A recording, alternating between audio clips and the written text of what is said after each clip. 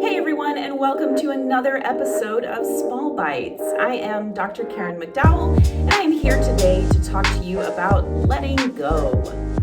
It is a new year, it is a new decade. I guess not technically, well, whatever, we'll call it a new decade. New opportunities, new things, awesome possibilities, but your life is full. You have so much stuff. If you don't let go of your stuff, good things will not come in. Good things do not come to you until there is room for them. So in today's Small Bites, I want to talk about letting go so that you can clear out space to invite all of these new, awesome, fantastic things into your life. Of course, just like every Small Bites, you can find us on Wednesdays at noon Central Time on our Instagram, where we talk about our Small Bites topics live. This gives you a chance to ask us your questions, tell us your thoughts, leave comments, and engage with other people who have watched these videos and who enjoy these topics and this content also. So please do join us Wednesday, 12 Central, to talk about letting go. So when we think about letting go of things, we can think about all kinds of stuff. We can think about tangible objects, letting go of clothes, letting go of furniture, letting go of books or papers or whatever. We can also think about relationships, letting go of relationships, friendships that don't serve us anymore. We can think about jobs, letting go of work environments that don't serve us anymore. We can even talk about letting go of ideas and beliefs and goals and thoughts so that we can make room for new and exciting things to happen. Sometimes we even miss really awesome things because we're so busy holding on to what we have because it's familiar that we miss good things that are trying to come into our lives, that are knocking on our doors, that are ready to be present with us. So today I'm going to give you 4 steps for letting go. 4 easy steps, easy peasy.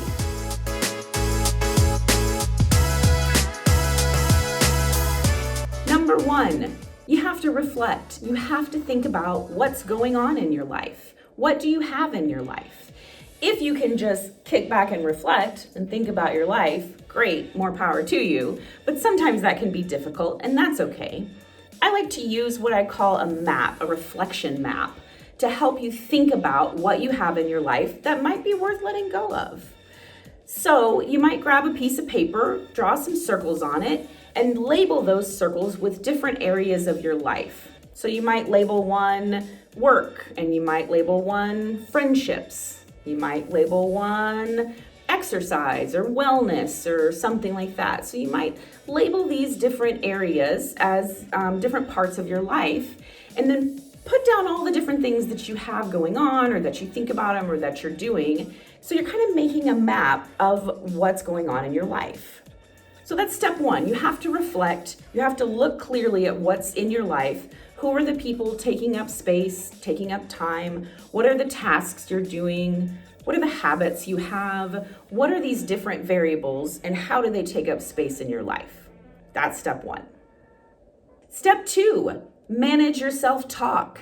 In your head, you may be saying, oh, if I let go of this, then I will have wasted all that effort. Or if I let go of this, or I decide not to do that anymore, people are going to think this, or my family is going to react in that way.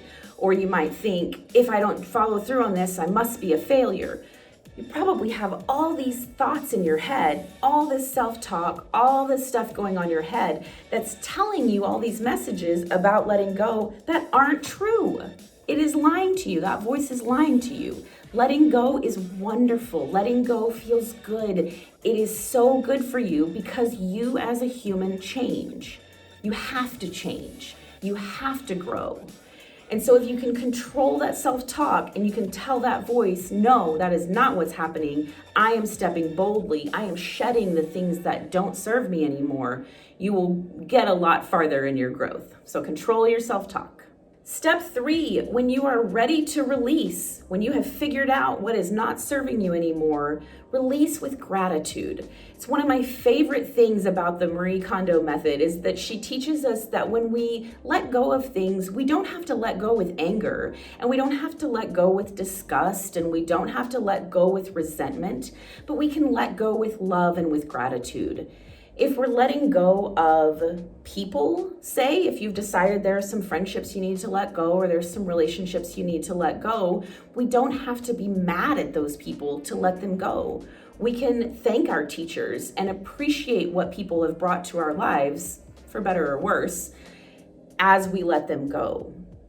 Similarly, when we have objects or tangible items that we're letting go, we can appreciate those things. We can say, thank you, clothes, for covering me when I needed you. We can say, thank you, papers, for documenting my grad school journey, and then get rid of them. You can let go of those things with gratitude.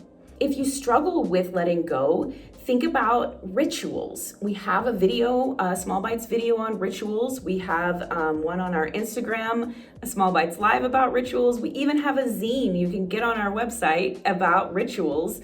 Rituals can be a really helpful way at going through the process of letting something go, especially if it's something that's not tangible. You know, if you're letting go of clothes, you put them in a box and you let go of them. If you're letting go of old goals, if you're letting go of ideas, of beliefs, of habits, you may need to do some ritual work that helps you process that letting go. And number 4, the 4th rule for letting go is leaving space. So like I said at the beginning, good things don't come into your life unless there's space for them. So if you go through the process of reflecting, you go through the process of managing your self-talk, you do the letting go, you've got space, and then you're like, oh shit, I better fill this space. I'm gonna fill it with some more people, or I'm gonna just buy some more things, I don't know.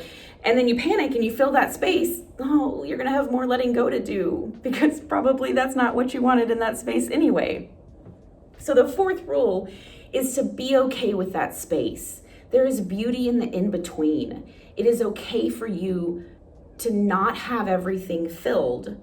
And instead of rushing to fill that, trusting the process and trusting that when you've cleared space and you've planted seeds, good things are gonna grow, good people are gonna come, good opportunities are gonna show up, but you have to make space for them, and then you have to trust that space. All right, so to recap, the 4 rules for letting go. Number 1, you have to reflect. You have to know where you are. You have to know what's in your life. Number 2, you have to manage that voice in your head. That self-talk can get you down, or it can get you places. Just because you're letting go doesn't mean you're giving up. Number 3, you've got to do some kind of process, some kind of releasing process, a ritual, something that helps you do the letting go, and let go with gratitude and let go with joyfulness and hope. And number 4, trust the space, trust the process, let there be opportunities, and then see what shows up. So once again, thank you so much for joining us for Small Bites. We'll see you on Wednesday at 12 noon to talk about this topic, Central Standard Time. You can catch us every Wednesday on our Instagram, and you can catch a new Small Bites episode every week here on our YouTube. You can also find us online at thegraciousmind.com. We have so many resources and so much cool stuff on our website. And a cool gift shop where we've got lots of cool things, including our new care packages, where you can send a little bit of love and a little bit of a mental health pick-me-up to a friend for as little as $5. So check that out. You can also find us on Facebook, Instagram, and Twitter. Please do be in touch. Send us your ideas or thoughts, and we'll see you next time on Small Bites.